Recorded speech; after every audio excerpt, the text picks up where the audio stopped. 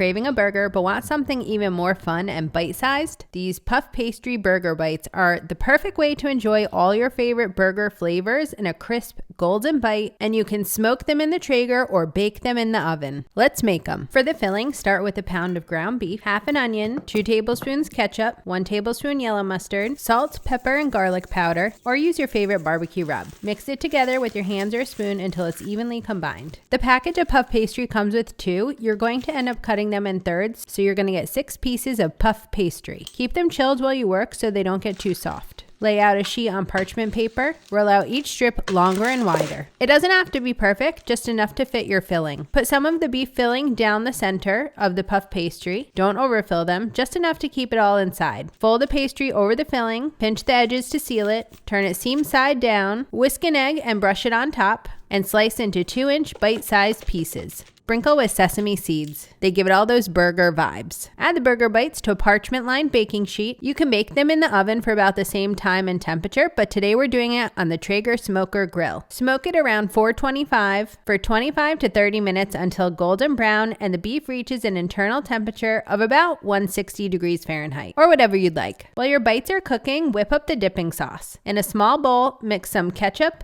mayo, sugar, cracked pepper, and some pickle juice or relish if you'd like to make it a little bit sweeter. Stir together until it's smooth and creamy. Once the cheeseburger puff pastry bites are done, let them cool for a couple minutes before serving with that delicious dipping sauce. These make a great appetizer, but you could also serve them as a dinner with a salad or some sort of veggie dish on the side. These will be gone before you know it, but they definitely reheat well. Delicious.